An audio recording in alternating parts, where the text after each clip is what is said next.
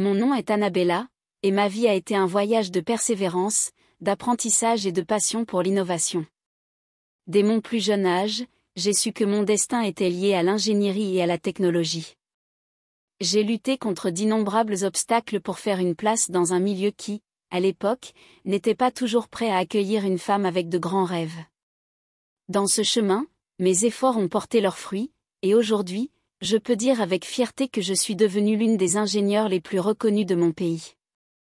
Je suis propriétaire de plusieurs entreprises axées sur le développement technologique, la durabilité et l'intelligence artificielle, et j'ai consacré une grande partie de ma carrière à être mentor pour de jeunes talents.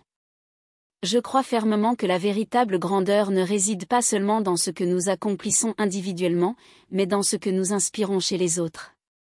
Parmi ces talents prometteurs se trouve Yvan, mon neveu, un jeune brillant qui a montré une grande passion et un engagement profond. Il y a plusieurs années, il a décidé de rejoindre mes projets, et depuis, nous avons travaillé côte à côte. C'est un privilège de le voir grandir professionnellement et de savoir que, d'une manière ou d'une autre, je contribue à façonner son chemin. Ensemble, nous partageons le rêve de changer le monde grâce à la technologie. Avant de continuer, en apprenant davantage sur les expériences quotidiennes et les moments marquants de la vie de C, abonnez-vous pour ne manquer aucune histoire et aimez cette vidéo pour nous soutenir. Nous vous attendons à chaque nouvel épisode. Maintenant, continuons.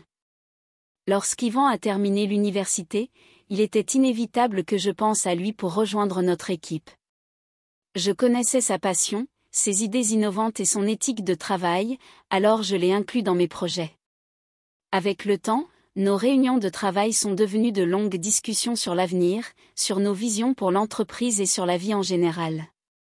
D'une certaine manière, je me voyais en lui dans cette énergie qu'il dégageait et qui avait été un jour la mienne, lorsque je commençais dans cette industrie.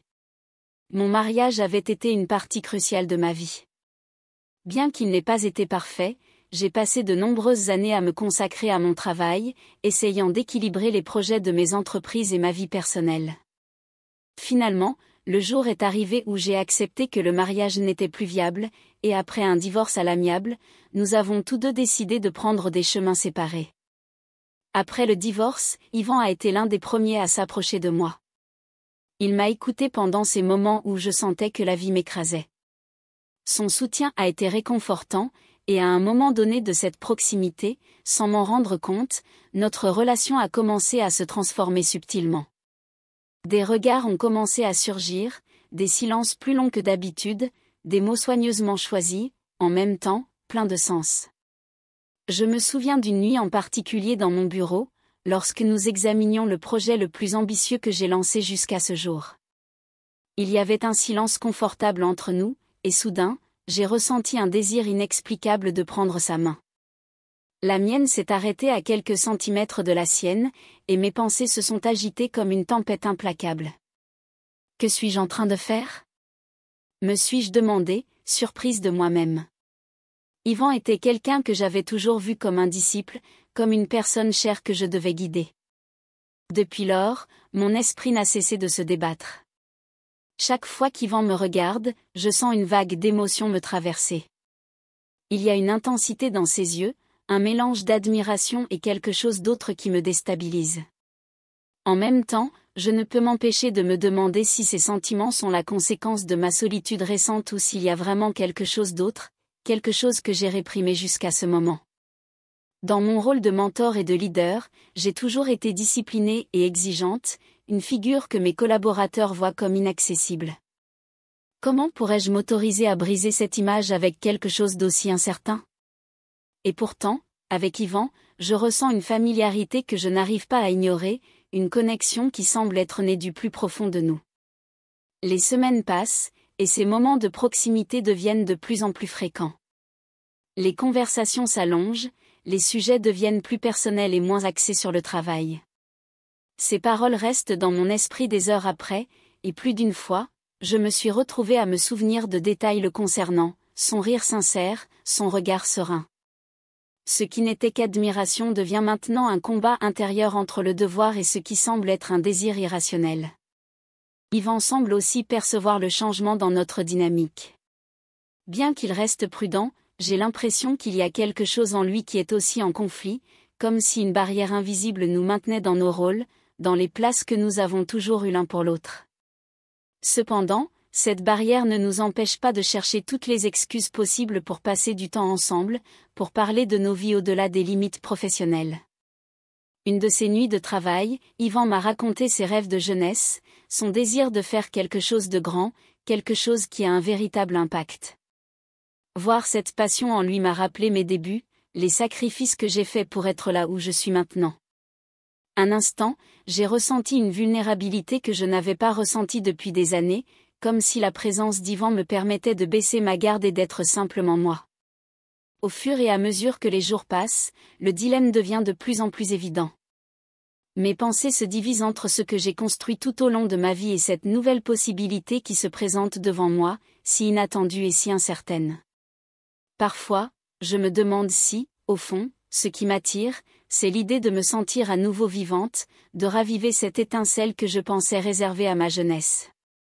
Mais en même temps, je sais que c'est plus que ça. Yvan me comprend d'une manière que peu de personnes l'ont fait. Il ne me juge pas et il me permet d'être authentique dans chaque mot, dans chaque geste. L'incertitude devient une compagne constante. Je pense aux conséquences possibles, à l'impact qu'une décision pourrait avoir sur lui et sur moi. Chaque fois qu'Yvan se rapproche, je ressens la tentation de franchir cette ligne, mais aussi la peur de le perdre, de mettre en danger la relation unique que nous avons construite. Ce dilemme entre ce que mon cœur désire et ce que ma raison m'avertit est une bataille sans fin, et je me trouve de plus en plus à me questionner sur qui je suis et ce que je veux vraiment.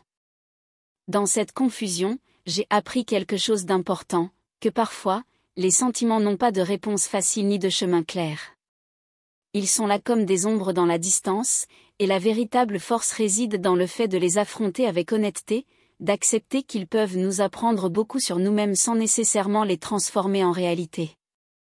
Au final, cette proximité avec Yvan m'a montré une partie de moi-même que j'avais oubliée, un côté qui est encore capable de ressentir et de s'ouvrir à de nouvelles possibilités, même lorsque le chemin est incertain. Aujourd'hui, je sais que, bien que l'amour puisse surgir dans les moments les plus inattendus, la responsabilité et la loyauté envers ceux que nous aimons doivent guider nos décisions. Et bien que ces moments de proximité avec Yvan aient éveillé quelque chose en moi, je comprends que mon rôle dans sa vie est bien plus profond que n'importe quel élan momentané. C'est une leçon de respect, de maîtrise de soi et de compréhension de la valeur des liens véritables. Ainsi, nous arrivons à la fin de ce récit intéressant. Nous espérons que vous avez appris chaque mot de cette histoire. N'oubliez pas de vous abonner à notre chaîne et de partager cette vidéo.